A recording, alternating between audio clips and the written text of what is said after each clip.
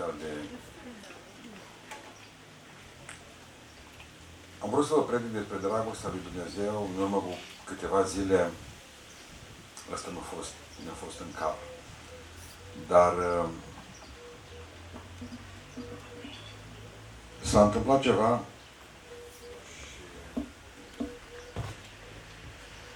și lucru care m-a obligat să vă vorbesc după masa aceasta despre ceva ce ni se întâmplă, ni se va întâmpla fiecare pe noi.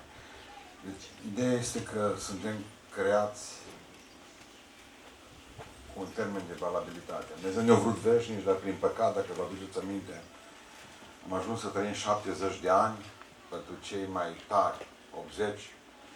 Probabil că generația asta, care se vor duce la 80 de ani, 90, care au trăit mai sănătos, probabil că va fi ultima generație care se va trăi mult. Deși, culmea că lumea zice că descoperă tot mai multe leacuri ca să lungim viața. Murim. Murim până la urmă. Indiferent cât lapte și fulgi și bandă facem și indiferent cât avem grijă de trupul acesta, probabil că putem să ducem destinul să-l mai întindem puțin viața. Dar de murit tot murim. Biblia spune că omul se naște ca să moară. Și spunea Mihai Eminescu, nu de metru antic, nu credeam să învăț a muri vreodată. Dar să știți că nu e materie grea. Murim în pat, murim la masă, murim în... Dar nu mai vreau să mai vorbesc despre moarte, că de un an jumate numai despre asta ne se vorbește. Deci am auzit cu groază că au murit săptămâna trecută într-o zi, mi-au spus la radio, în timp ce încercam să mănânc niște roșii, făcusem o salată. Cum au murit 2 oameni în România de COVID. M-au zdruncinat vestea, vă dați seama. 16 milioane de oameni, faptul că 2 au dat colțul, toți am avut COVID din biserică. Zice, bă, la Berinatul, ba, am avut. Nu mi-am lăudat cu el. Tăcut, Și așteptăm, l-am întrebat pe doctorul Țapoș aseară câte doze de vaccin am cumpărat pentru țara noastră. Că el face vaccin la oameni. Sunt 120 de milioane. Fain popor. Fain. Mare popor. Mare. 120 de milioane la 16 milioane. Mi se pare că murim. Murim în casă, murim la spital, murim cu mască, murim fără mască. Murim de tineri, murim de bătrâni, murim din cauza altora, murim din cauza noastră, mâncăm până crăpăm, murim de diabet, murim de nervi, murim de stres, murim. Și ce dacă mori? Cu o moarte toți suntem datori, zice cel ce trebuia să fie poetul nostru național, George Coșbuc, nu Mihai Eminescu. Trebuia și nou un poet creștin, numai nu n-a reușit performanța asta. L-am ales pe un budist să fie poet național. Minte de român. Problema este că murim și după aceea se întâmplă ceva. Știți ce se întâmplă? Ajungem la judecată și Dumnezeu mi-a spus de 2 ori săptămâna asta, du-te și pune urechea la ușa iadului să auzi ceva. De 2 ori am vrut să vă vorbesc despre dragostea lui Dumnezeu și Dumnezeu mi-a spus, vorbește-le oamenilor despre faptul că dacă mor, nu e cea mai mare tragedie. Și am vrut să fiu în această seară, am vrut să fiu credincios, porunci divin. O să vă vorbesc despre ceva ce ni se va întâmpla fiecare dintre noi. Toți de aici. Toți. Vom ajunge la judecată. Cuvântul Dumnezeu spune în cartea Apocalipsei, în capitolul 20, de la versetul 11, vreau să citesc numai câteva versete. Și am văzut un scaun de domnie mare și alb și pe cel ce ședea pe el. Pământul și cerul au fugit dinaintea lui și nu s-a mai găsit loc pentru ele. Și am văzut pe morți, mari și mici, stând în picioare înaintea scaunului de domnie. Niște cărți au fost deschise. Și a fost deschisă o altă carte, care este cartea vieții. Și morții au fost judecați după faptele lor, după ce erau scrise în cărțile acelea. Marea a dat înapoi pe morții care erau în ea. Moartea și locuința morții au dat înapoi pe morții care erau în ele. Fiecare a fost judecat după faptele lui. Și moartea și locuința morților au fost aruncate în iazul de foc. Iazul de foc este moartea a doua. Oricine n-a fost găsit scris în cartea vieții a fost aruncat în iazul de foc. S-ar putea ca pentru unii pasajul acesta să fie nou. Din ce cauză Biserica Ortodoxă nu citește cartea Apocalipsei în biserică. Vreau să înțelegeți că este ultima carte a Bibliei. Cartea Apocalipsei, a revelației Sfântului Apostol Ioan, pe care Dumnezeu îl duce să vadă sfârșitul. Ioan a spus nouă, în urmă cu 2000 de ani, că va veni o vreme în care o entitate globală va încerca să substituie entității naționale. Nu cumva să credeți dumneavoastră că vaccinul e problema. Deși nu e nimic sănătos în el. Nu vin să spun nici să vă vaccinați, nici să nu vă vaccinați. L-am întrebat, i-am întrebat pe o grămadă dintre medicii care fac vaccinul alții. Vă fac vaccinul? Nu, zice. Fain. M-am încurajat. Problema este altceva și este ceva ce e scris în cartea Apocalipsei. Nu știu că vaccinul acesta ce are, care pe satana, că Bill Gates vrea să reducă populația Pământului. Oricum, dacă vor să reducă populația Pământului, ne bagă ceva mâncare, nu neapărat vaccinul. Nu vaccinul e problema. Știți care e? Baza de date e problema. Este pentru prima dată în istoria omenirii, vă rog să consemnați asta, lucruri care se întâmplă de 3 săptămâni de lună încoace. Voi sunteți martori Apocalipsei. Este pentru prima dată când după 2000 de ani se reușește un lucru fantastic. Până acum fiecare țară are baza națională de date. Și între țări, bazele de date au fost doar acele lucruri în care să spunem, dacă eram eu hoț în România, eram automat luat din bază de date și dat în urmărire internațională. Dacă am fi făcut ceva. Dar restul rămânea românilor. Am fost în Benin, în Africa, n-aveau nici nume mulți dintre ei. În Africa n-aveau nume, n-aveau CNP-ul, n-aveau ID, cod de identitate, nimic absolut. E bine, acum au. Este pentru prima dată în istoria Universului acesta când o organizație, cum Organizația Mondială a Sănătății, OMS-ul, va deține toată baza de date a întregii lumi, în care vor fi, pentru că de fapt nu e altceva decât un sport internațional, ca să vadă cât suntem de ascultători sau neascultători. În acea bază de date spune că te vaccina printre primii, asta înseamnă că spune că ești ascultător, cu tine poți să faci ce vrei. Există pe aceea mare bază de date cei nehotărâți, care au mai stat puțin și nu s-au vaccinat cu prima doză, nu s-au vaccinat cu a doua, ăștia nehotărâți, o nehotărât soția, soțul, popa de la biserică, nu știu cine vreau că e, dar sunt nehotărâți. Și cea de-a treia echipă, cea a rebelilor, cei care nu s-au vaccinat. Pentru că, de fapt, nu vor să facă altceva decât ca să știe ce obiceiuri are. Pe cine pot conta. Pe câți oameni în lumea asta pot conta. Pentru că toată puterea acestei lumi va trebui să fie adunată în mâna unui om. Cea economică se numește omul acela anticrist, dacă vă aduceți aminte. Iar fiara despre care se vorbește în Apocalipsa, vă rog în numele Lui Iisus Hristos, citiți-o. Citiți-o că e despre voi. E despre copiii voștri, cartea aceasta din care eu am citit, este informația pe care o găsiți în seleuși pe stradă, mergând și citind cei la primărie afară. Deja am pășit în Apocalipsa.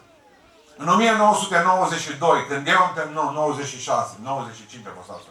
Eu 96 am terminat facultatea. În 1995, rectorul Universității, Facultății noastre de Teologie, pastorul Trădăfir Șandru, ne-a spus în felul următor. Că a avut din partea lui Dumnezeu apar o viziune în care noi, generația aceasta, care eram în 1995, atunci, elevii dânsului, noi nu o să gustăm moartea niciodată decât poate accidental. Pentru că noi o să prindem marele eveniment pe care biserica îl așteaptă, și cea ortodoxă, și cea baptistă, și cea pentecostală, care este răpirea bisericii. Și într-o clipă vom fi schimbați cu toții.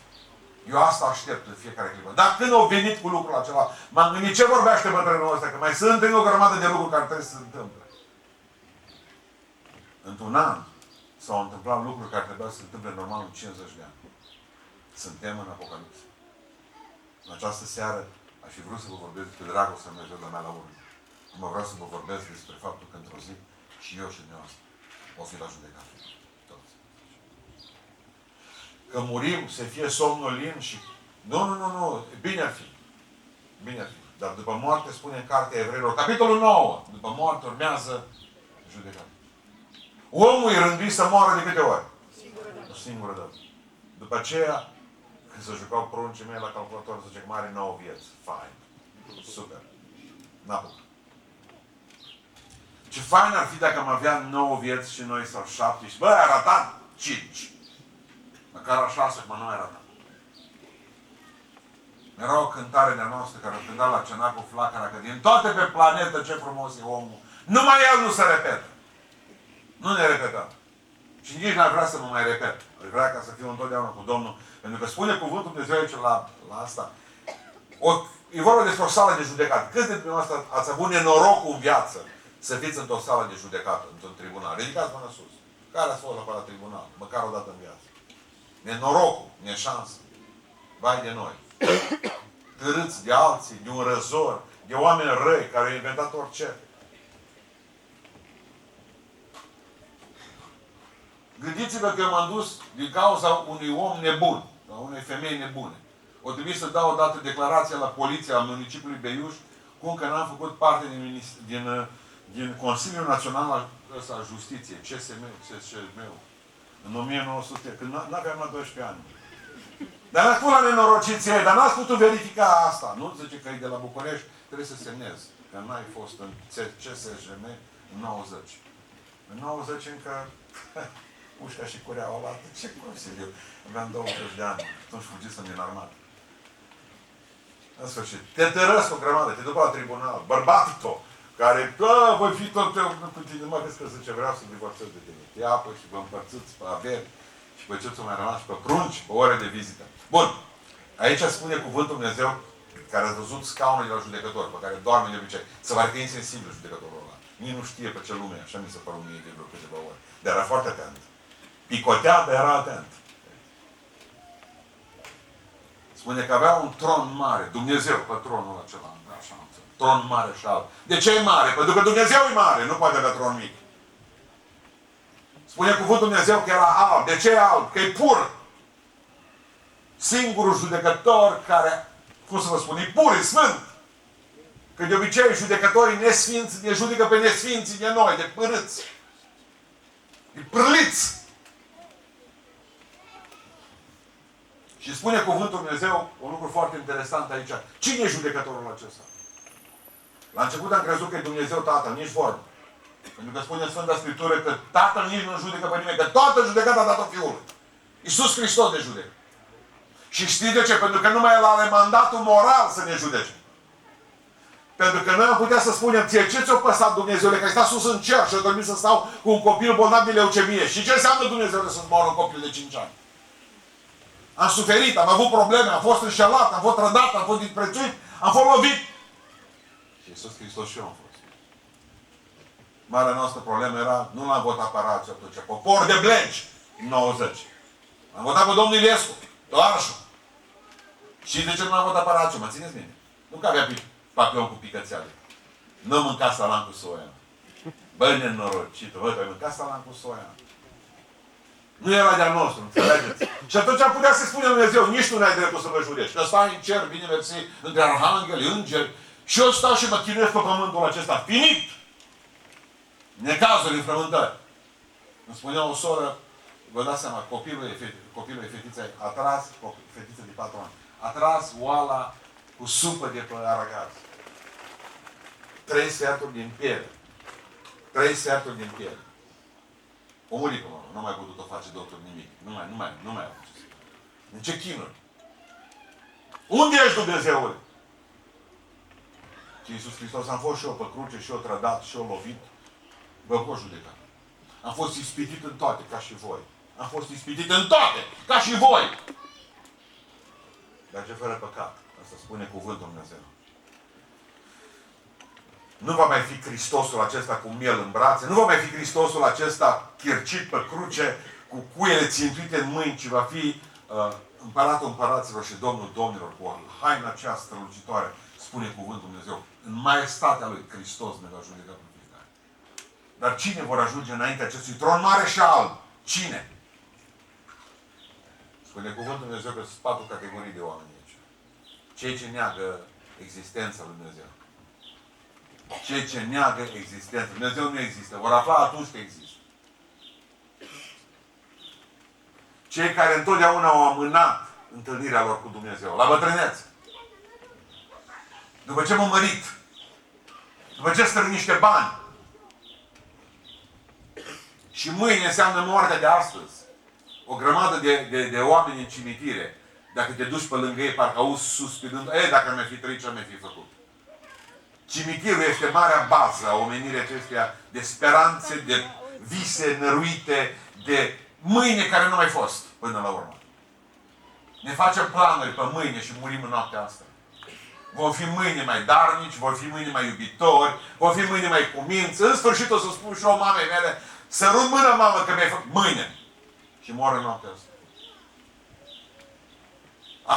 Așa mor oamenii și nu-și mai sărută soțiile și atunci să vedeți când îți morți cum i-ar săruta. Am participat ca pop, nu mai vreau să mai mă duc la mormântări. Deci când văd circul ăla de la mormântări, îi văd atunci că îi pupă de rup. Și știu că nu e ocupat cât au fost vii. Popor care ne sărută morții mai mult morți decât vii. Nu avem vreme de bine, nu avem vreme de o vorbă bună. Nu avem vreme de o lacrimă, nu avem vreme să luăm pe cineva în braț. Ne îmbrăcăm părinții cel mai bine când îți morți. Atunci vrem să coborâm după soția noastră în groapă. 2 sau 3 țin de el. Vrea să coboare după ea în groapă. Nu știu cum să plec mai repede, să opresc fanfara, el vrea să sară în groapă. Până atunci nu i-o spun nici bună ziua. Zile întregi. Ca muții în casă. Ca muții. Ăsta care rămână mereu. Vor mai fi la judecată și oamenii aceia care, nu știu cum să vă spun, oamenii aceia care n-au nevoie de mântuire. Nu o simți nevoie niciodată. E o casă, nimeni n-a spart, o rău n-a făcut. Dacă am băut moderat, dar toată lumea face asta. Cel mai periculos lot de oameni, să știu. Îi vezi la pentecostal, botezați cu Duhul Sfânt, n-au nevoie de mântuire. Mulți dintre ei botezați cu Duhul Sfânt înainte de fi mântuiți. Baptiști, ortodoxi. El e credincios, religios. El merge la biserică, el face o grămadă de lucruri, el știe cântări, el nu bea și nu fumează, ca și cum mântuirea asta din băutură și țigări. Atât e rău. Nu, la noi nu, biserică nu se fumează. Nu, la noi se bârfește. Se vorbește de rău.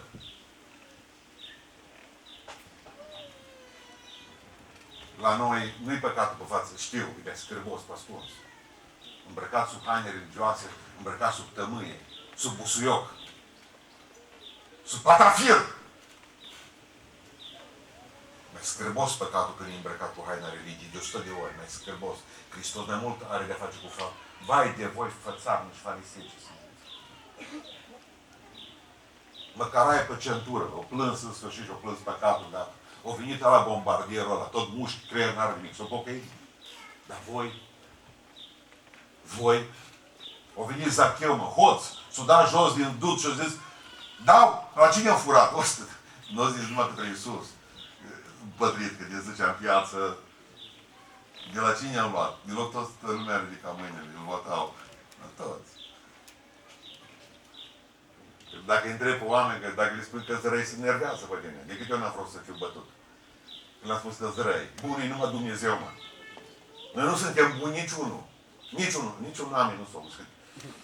Și voi chiar credeți că sunteți buni. Nu-s buni nici copiii ăștia mici. Uitați-vă la ei, încercați să le luați Suzeta, are 3 luni. Se uită la tine cu privire de criminal. Nu-s buni. Rousseau nu a avut dreptate. Nu, ne naștem cu păcatul noi, e șarpele cu noi. Ne naștem cu păcatul preinstalat. Înțelegeți? Nu-i bun nimeni. Mai repede mințim, mai repede urâm decât să iubim. Mai repede mințim decât să spunem adevărul. Nu-i bun nimeni. Mai repede îți vine ca să te încrunți decât să zâmbești, mă. Vrei să stai serios și constipat. Așa că merge în rai. Mult mai repede în rai, că Dumnezeu are de face cu serioși. De fapt, până la urmă și urmă, seriozitatea este sigură armă unui imbecil. Altă armă nu mai are. Vreau să înțelegeți un lucru. Că vom fi înaintea judecății lui Dumnezeu. Dumnezeu nu se va uita la haina noastră. Nu se uită că vii din România, că vii din America. Dumnezeu nu se uită la fața omului. Dumnezeu nu se uită de câtă vreme merge în biserică sau nu merge. De câtă cerneala, nu s-a uscat cerneala după certificat de botez am auzit. Satanică chestie. Dumnezeu nu are nevoie de vechimea noastră în pocăință. Tâlharul, de pe cruce, câtă vechime au avut? Vreau să înțelegeți un lucru. Dumnezeu se uită nu la fața noastră, nu la buzunarul nostru, nu la, eu știu, țara de unde venim, nu la biserica de unde venim, că e baptist, că e ortodox, că e pentecostal. Nu-l interesa pe Dumnezeu, zero! Dumnezeu se uită la inima noastră. Pentru că Dumnezeu nu să aibă în vedere fața omului. Și spune cuvântul Dumnezeu, aici e problema, că un set de cărți a fost deschis, s-au deschis cărțile. Masa, tronul alb al lui Dumnezeu și cărțile deschise. Hai, una, două, trei. Ce cărți vor deschide în dreptul meu? Vei fi singur. Acolo nu merge cu protopopul, nu merge cu pastorul, nu merge cu mama. Că până acum, rugăciunea mamei mele nu este de ajuns. Știu, mă, dar n-ai pus-o în practică. Numai că maică ta s-a rugat. La noi în biserică, procentul de oameni care postesc după 55 de ani. Restul, zero. Aproape de zero. De fapt, ne bazăm pe rugăciunile mamelor noastre, bunicilor noastre, ne bazăm pe rugăciunile lor. Pentru că nu mai vrem să nu ne coste creștinismul ăsta pe care îl avem. Asta e marea noastră problemă. Mă întreba cineva zilele acestea că nu-mi place acum că e casa mea lângă biserică, așa s-a întâmplat. De câțiva ani de zile, de un an m-am mutat acolo și am până la biserică 600 de metri. Am vrut să-l bat. Știți de ce? Am spus în felul ăsta, bă, fecior, când tu încă nu erai cozașăș, când nu erai încă numai idee la maică-ta în cap și la taică-tu. Mergeam 14 km pe jos până la biserică. Mă cărau frață în spate. Nimeni nu a numărat un kilometru. Nimeni nu a numărat un pas. Și acum nu vinem până în capătul. Ce la fix a picat pandemia asta pe noi să stăm acasă. Ce ne prins bine. 14 km. Și când mergeam toți tu în zero, că eram pentecostali din talibani. Toți tu în zero. Toată lumea râde de noi. Pocăiți, pocăiți, sectarii. Unde vă duceți? 14 km pe jos, nu era niciun autobuz. Ne prindea poliția, ne bătea țumic, ne bătut toată cu o rudă de salam. Nu era salam pe vremea lui Ceaușescu. M-au bătut cu o rudă de salam de care mă omologează. Vreau să percepeți o chestie foarte interesantă. Vom sta înaintea lui și se vor deschide cărți. Cărțile. Știți care va fi prima carte care se va deschide în fața mea și în fața mea? Cartea Sfântă, Biblia. Prima carte. Spune cuvântul Dumnezeu în Pavel, zice așa. Căci Dumnezeu, după Evanghelia mea, va judeca lumea aceasta. Deci Dumnezeu va deschide prima carte, în dreptul tău și în dreptul meu, Biblia. Acesta e regulamentul lui Dumnezeu, Biblia, Sfânta Scriptură. Dumnezeu nu ne va judeca după tradiția ortodoxă, baptistă, pentecostală. Dumnezeu nu ne va judeca după visele, nu știu care maică. Dumnezeu ne va judeca după Biblie. Și tu vii și spui că tu n-ai citit-o. Păi, nu o cunoști. Păi vreau să spun ceva. Când eu m-am dus în Ungaria cu becurile, în urmă cu 15 ani, cu becurile oprite, și m-a luat poliția de gât în mijlocul zilei și au zis că trebuie să le plătesc nu știu câți foriți amendă. I-a spus, domnule, dar e ziua. Românul s-a speriat. E miez de zi. Și eu zis, nu, la noi în țară, pe vremea aceea la noi în țară nu era cu luminile aprinse. Dar la ei erau. Domnule, zic, cum adică să umblu? Că la noi șoferii de rabă nici noaptea nu le prind. Mă, vezi că te trezești cu un camion. Și ce-a zis ungurul Cătălin? M-a iertat imediat. A zis, bă, săracul nu știe legea la noi din Ungaria. Vă zis că m-a iertat? Da. O zis în felul următor, bă, frate, te aștept. O zis, pe mine nu mă interesează ce n-ai știut. Când ai venit pe teritoriul nostru, trebuie să te supui legilor noastre.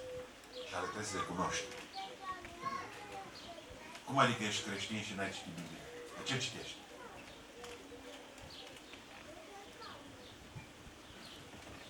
Dumnezeu te va judeca după legea aceasta, după Biblie.